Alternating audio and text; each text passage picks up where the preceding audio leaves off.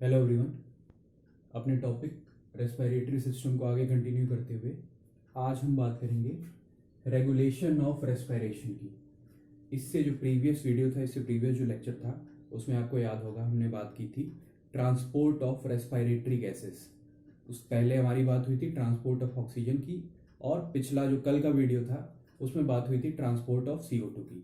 तो उसको थोड़ा सा रिवाइज करें तो आपको याद होगा कि कार्बन डाइऑक्साइड का हमारे ब्लड के अंदर ट्रांसपोर्ट होता है। ब्लड के द्वारा वो हमारे बॉडी के हर टिश्यू से हमारे लंग्स तक, एल्वियोलाई तक पहुंचाया जाता है, और एल्वियोलाई के रास्ते वो क्या होता है, हमारी बॉडी के बाहर रेस्पिरेटरी ट्रैक्ट से निकल जाता है। तो CO2 के ब्लड में ट्रांसपोर्ट होने के तीन तरीके, तीन फॉर्म थे। पहला क्या था, as simple physical solution. Simple physical solution में क्या होता था कि CO2 जा करके हमारे ब्लड का जो प्लाज्मा वाला पार्ट था, प्लाज्मा के वाटर के साथ क्या होता है, वाटर में वो सिंपली क्या होता है, डिसॉल्व हो जाता है, मिक्स हो जाता है और एक सिंपल फिजिकल सॉल्यूशन बनाता है, और उस रूप में वो क्या होता है, हमारे बॉडी के अंदर ट्रांसपोर्ट किया जाता है। तो ये जो तरीका था CO2 के ट्रांसपोर्ट होने का, वो कितना था, 7%। मतलब टोटल जो CO2 ट्रांसपोर्ट हो रहा है उसका 7% हिस्सा उस रूप में ट्रांसपोर्ट होता था। दूसरा तरीका कैसा था, इन कॉम्बिनेशन विथ हीमोग्लोबिन। इसमें क्या होता है, CO2 जाता है हमारे RBC में, और RBC में जो हमारे पिगमेंट है रेड ब्लड सेल में, जिसका नाम है हीमोग्लोबिन, उसके साथ वो क्या करता है, कंबाइन करता है, रिएक्शन बनाता है, और रिएक्शन करके वो क्या करता है, एक नया कंपाउंड बनाता है जिसका नाम है कार्ब हीमोग्लोबिन या कार्ब अमीनो हीमोग्लोबिन। तो इस रूप में वो क्या होता है, पूरे ब्लड में, बॉडी में ब्लड के द्वारा ट्रांसपोर्ट किया जाता है।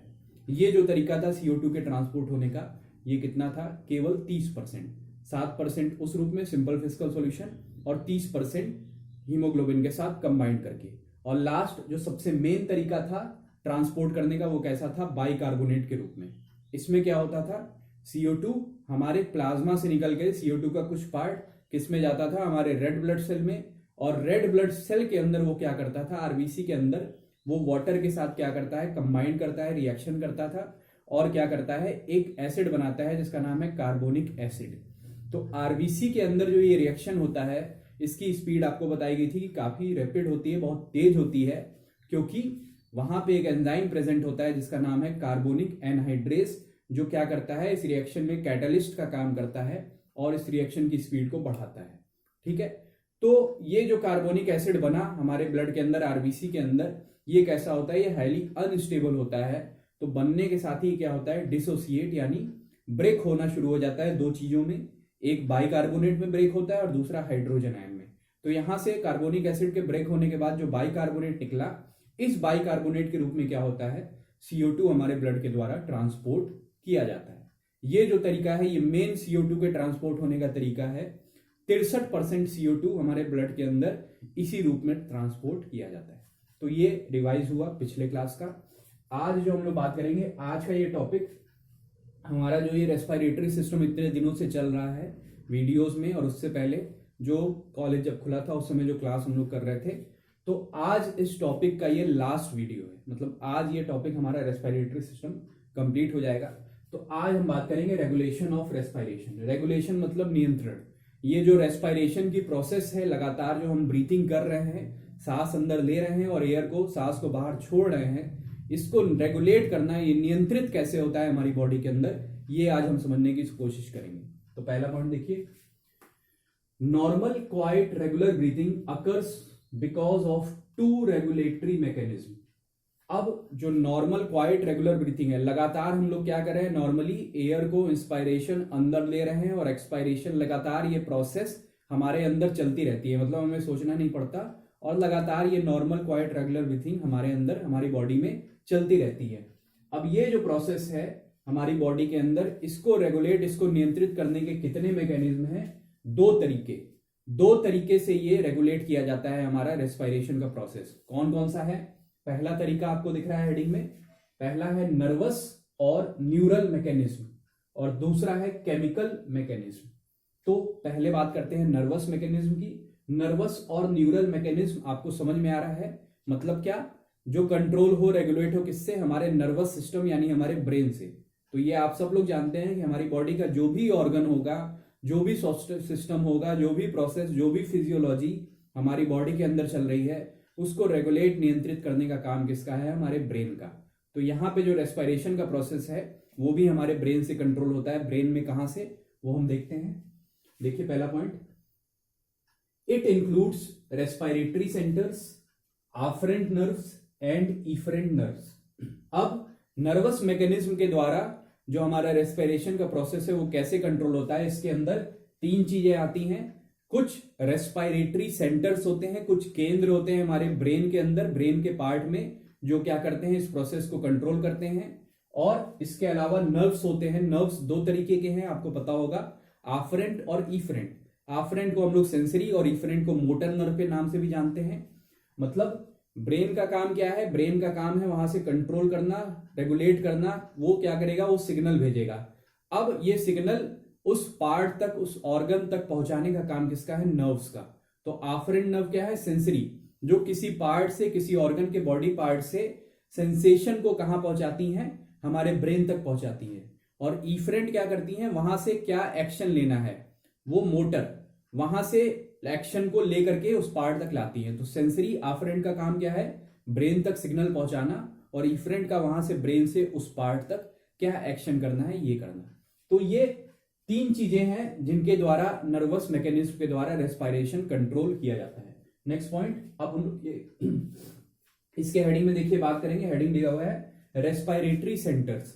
अब ये रेस्पिरेटरी सेंटर्स क्या होते हैं, कहां पे हमारे ब्रेन के लोकेट होते हैं, उसके देखते हैं। तो इसमें देखिए, these are group of neurons present in brainstem which control rate, rhythm and force of respiration। respiratory centers क्या है? ये group of neurons, समूह होते हैं किसका? न्यूरॉन्स का। न्यूरॉन्स के बारे में भी आपको पता है। न्यूरॉन्स को हम लोग नर्व सेल्स के नाम से भी जानते हैं। ये जो हमारा नर्वस सिस्टम है, जो हमारा ब्रेन है, उसका सबसे बेसिक सेल होते हैं। हमारे नर्वस सिस्टम का स्ट्रक्चरल और फंक्शनल यूनिट, मतलब पूरा का पूरा हमारा ब्रेन या नर्वस सिस्टम इन्हीं न्यूरॉन्स से मिलकर बना है। तो रेस्पिरेटरी सेंटर्स क्या है? हमारे ब्रेन के अंदर लोकेटेड होते हैं। ये क्या है? ग्रुप ऑफ न्यूरॉन्स, न्यूरॉन्स का समूह है जो मिलकर के एक सेंटर, एक केंद्र बनाते हैं। और हमारे ब्रेन के किस पार्ट में लोकेटेड है, इसमें ध्यान दीजिएगा, प्रेजेंट इन ब्रेन स्टेम। अब ये ब्रेन स्टेम क्या है? ये नर्वस सिस्टम जब हम लोग डिस्कस करेंगे वहां पे बात होगी। अभी आप लोग इतना समझिए कि आपको ये लोग आप जानते भी होंगे कि हमारे ब्रेन के तीन पार्ट हैं, फोर ब्रेन, मिड ब्रेन और हाइंड ब्रेन। फोर ब्रेन आगे वाला हिस्सा, मिड ब्रेन बीच वाला हिस्सा, और हाइंड ब्रेन सबसे पीछे वाला हिस्सा। तो मिड ब्रेन और हाइंड ब्रेन, ये जो नीचे वाले हिस्से हैं, इन दोनों को मिला करके हम लोग क्या कहते हैं? हमारा ब्रेन स्टेम। ठीक है, मतलब पीछे वाला हिस्सा। फोर ब्रेन तो आगे हो गया, बीच में मिड ब्रेन छोटा सा, और नीचे हाइंड ब्रेन। तो मिड ब्रेन और हाइंड ब्रेन, ये दोनों को मिला करके, ये दोनों जो पार्ट है हमारे ब्रेन के, ये दोनों मिला करके क्या बोले जाते हैं? Brain stem. तो हमारा रेस्पिरेटरी सेंटर्स कहां पे लोकेटेड है, ये ध्यान दीजिएगा, ब्रेन स्टेम में। ब्रेन स्टेम हमारा ओल्ड ब्रेन भी है, पुराना ब्रेन भी है। तो हमको जीवित रखने के लिए जो भी सिस्टम या जो भी सेंटर्स होते हैं वो हमारे ब्रेन स्टेम में लोकेटेड होते हैं। और आगे वाला जो फोर ब्रेन है, जो उसका काम क्या है? उसका काम है थिंकिंग का। ठीक है, वो डेवलप्ड ब्रेन है। ठीक है, तो हमारे ब्रेन स्टेम में लोकेटेड है रेस्पिरेटरी सेंटर्स, जो क्या करते हैं? विच कंट्रोल, नियंत्रित करते हैं किसको? रेट को। किस रेट से होगा रेस्पिरेशन, कितनी गति से एयर अंदर और बाहर जाएगा, किस रिदम से होगा, लय और ताल के साथ। लगातार हम लोग क्या करते हैं, जो लय और ताल चल रही है ना प्रोसेस, पहले इंस्पायरेशन, फिर एक्सपायरेशन, फिर इंस्पायरेशन, तो ये जो रिदम है, इस रिदम को भी कंट्रोल करने का, नियंत्रित करने का काम करता है। और इसके साथ साथ फोर्स ऑफ रेस्पिरेशन, जब कभी हमें क्या होता है? फोर्स्ड रेस्पिरेशन, यानी बल लगा करके एयर को अंदर या बाहर छोड़ना है, उस समय भी उस समय कंट्रोल करने का, कि कितने फोर्स के साथ लेना है, कितने फोर्स के साथ छोड़ना है, ये भी कंट्रोल करने का काम ये रेस्पिरेटरी सेंटर्स करते हैं। नेक्स्ट पॉइंट देखिए, medullary centres consist of dorsal respiratory group of neurons and ventral respiratory group of neurons. अब यहां पे बात होगी हमारे ब्रेन के दो पार्ट की। अभी हमने बात की क्या? ब्रेन में फोर ब्रेन, मिड ब्रेन और हाइंड ब्रेन। अब ये जो हाइंड ब्रेन है, हमारे ब्रेन का जो सबसे नीचे वाला या सबसे पीछे वाला पार्ट है, उसमें दो चीजें, दो इंपॉर्टेंट स्ट्रक्चर होते हैं। एक होता है हमारा मेडुला और दूसरा होता है पॉन्स। ये हमारे ब्रेन के सबसे लास्ट वाले पार्ट है, मेडुला और पॉन्स। तो ये मेडुला और पॉन्स, इन्हीं मेडुला और पॉन्स में क्या होते हैं? हमारे रेस्पिरेटरी सेंटर्स लोकेटेड होते हैं। तो मेडुला में जो सेंटर्स है उनको बोलते हैं मेडुलरी सेंटर्स। मेडुलरी सेंटर्स के अंदर दो चीजें हैं, दो ग्रुप ऑफ न्यूरॉन्स हैं।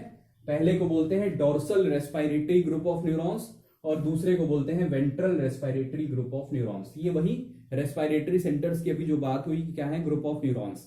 तो ये दोनों डोर्सल और ventral respiratory group of neurons ये कहां पे लोकेटेड होते हैं, मेडुलरी सेंटर्स हैं, यानी मेडुला में लोकेटेड होते हैं। नेक्स्ट पॉइंट देखिए, pontine centres consist of apneustic centre and pneumotaxic centre. अब ये इंपॉर्टेंट है, ये नाम आपने पहले भी सुना होगा, पहले जब पढ़ा होगा ब्रेन के बारे में, कि पोंटाइन यानी पॉन्स के अंदर जो रेस्पिरेटरी सेंटर्स है वहां पे दो इंपॉर्टेंट रेस्पिरेटरी सेंटर्स हैं जो हमारे रेस्पिरेशन को कंट्रोल करते हैं। दोनों के नाम आप याद रखिएगा क्या क्या है। पहले का नाम है एन्यूस्टिक सेंटर, एन्यूस्टिक, इसकी स्पेलिंग में जो पी है वो क्या होता है, साइलेंट होता है। और दूसरे का नाम है न्यूमोटेक्सिक सेंटर, यहां पे भी पी क्या है, साइलेंट है। तो एन्यूस्टिक सेंटर और न्यूमोटेक्सिक सेंटर ये कहां पे लोकेटेड होते हैं, पॉन्स में। तो मेडुला और पॉन्स जो हमारे ब्रेन स्टेम का पार्ट है ये क्या करते हैं, यहाँ पे रेस्पिरेटरी सेंटर्स लोकेटेड होते हैं और वो हमारे रेस्पिरेशन की प्रक्रिया को क्या करते हैं, रेगुलेट करते हैं, नियंत्रित करते हैं। तो ये हुआ पहला क्या, नर्वस और न्यूरल मैकेनिज्म। अब बात करते हैं दूसरा तरीका। दूसरा क्या है, केमिकल मैकेनिज्म। केमिकल्स के द्वारा कैसे रेस्पिरेशन कंट्रोल होता है ये देखते हैं। तो इसमें देखिए पहला point, chemical mechanism of regulation of respiration is regulated through the chemoreceptors. अब यहां पे केमिकल मैकेनिज्म के द्वारा जो रेस्पिरेशन को नियंत्रित करने की प्रक्रिया है इसमें कौन काम करते हैं, इसमें काम करते हैं हमारी बॉडी के अंदर कुछ विशेष प्रकार के रिसेप्टर्स प्रेजेंट होते हैं जिनका नाम है कीमोरिसेप्टर्स। ठीक है, रिसेप्टर्स आप लोग जानते हैं हमारी बॉडी के अंदर हर जगह कुछ रिसेप्टर्स हैं जिनका काम क्या है, जो सेंसेशन को फील करते हैं, हमारी बॉडी के अंदर होने वाले चेंजेस को क्या करते हैं, फील करते हैं, परसीव करते हैं और उन चेंजेस को क्या करते हैं, हमारे ब्रेन तक पहुंचाते हैं। ब्रेन तक पहुंचाने का काम किसका है, आफरेंट नर्व का। और वहां से ब्रेन को क्या एक्शन लेना है, वो एक्शन लेकर के आएगा इफरेंट नर्व यानी मोटर नर्व।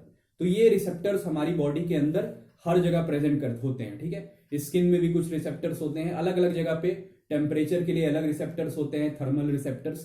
तो इस प्रकार के रिसेप्टर्स हैं। उसी प्रकार हमारी बॉडी के अंदर केमिकल चेंजेस, हमारी बॉडी के अंदर अगर कुछ होता है तो उसको परसीव करने के लिए जो रिसेप्टर्स हैं उनको हम लोग क्या बोलते हैं, कीमो रिसेप्टर्स। तो ये कीमो रिसेप्टर्स क्या करते हैं, केमिकल मैकेनिज्म के द्वारा हमारे रेस्पिरेशन को कंट्रोल करते हैं। कैसे, देखिए नेक्स्ट पॉइंट में, chemoreceptors are stimulated by change in chemical constituents of blood like hypoxia, hypercapnia and increase hydrogen ion concentration. अब ये जो कीमो रिसेप्टर्स हैं वो क्या होते हैं, ऐसे हमारी बॉडी के अंदर हमेशा प्रेजेंट होते हैं और जैसे ही बॉडी के अंदर क्या होगा, हमारे बॉडी या हमारे ब्लड के अंदर किसी प्रकार का केमिकल चेंज होगा, उसके कॉन्स्टिट्यूएंट्स में किसी भी तरह का कोई परिवर्तन होगा, तो ये कीमो रिसेप्टर्स तुरंत क्या हो जाएंगे, स्टिमुलेट हो जाएंगे, तुरंत एक्टिव हो जाएंगे और उस चेंज को क्या करेंगे, परसीव करेंगे। ये केमिकल कॉन्स्टिट्यूएंट में चेंज किस प्रकार का हो सकता है वो आपको बताया गया है, जैसे लाइक हाइपोक्सिया। हाइपोक्सिया क्या है, वो ब्रैकेट में आपको बताया गया है, डिक्रीज्ड ऑक्सीजन। किसी वजह से हमारी बॉडी के अंदर या हमारे ब्लड के अंदर ऑक्सीजन की कमी हो जाए, उस कंडीशन को हम लोग बोलते हैं क्या, हाइपोक्सिया, डिक्रीज्ड ऑक्सीजन। दूसरा हाइपरकैप्निया। हाइपो और हाइपर, हाइपो हमेशा लो होगा, हाइपर हमेशा ज्यादा होगा।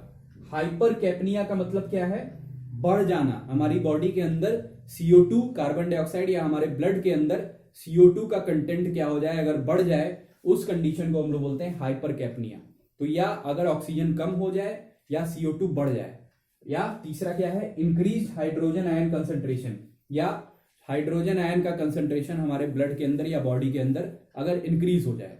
तो कहने का मतलब यह है कि किसी भी प्रकार का अगर हमारे ब्लड के अंदर या बॉडी के अंदर केमिकल कॉन्स्टिट्यूएंट उसके चेंज होंगे तो ये कीमो रिसेप्टर्स क्या हो जाएंगे, स्टिमुलेट होंगे और ये सिग्नल किसके पास भेजेंगे, हमारे ब्रेन के पास। फिर ब्रेन क्या होगा, उस कंडीशन में कैसे एक्ट करना है उसको परसीव करेगा और क्या एक्शन लेना है वो करेगा।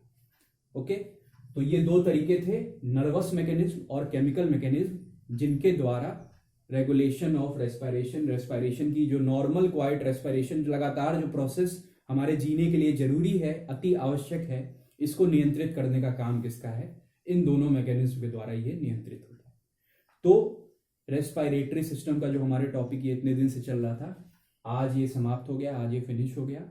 ये लास्ट टॉपिक था जिसमें आपको बताना था आपके सिलेबस में जितनी चीज़ें हैं वो सारी हमने कवर करने की कोशिश की, पढ़ने की कोशिश की। तो आज के लिए इतना ही।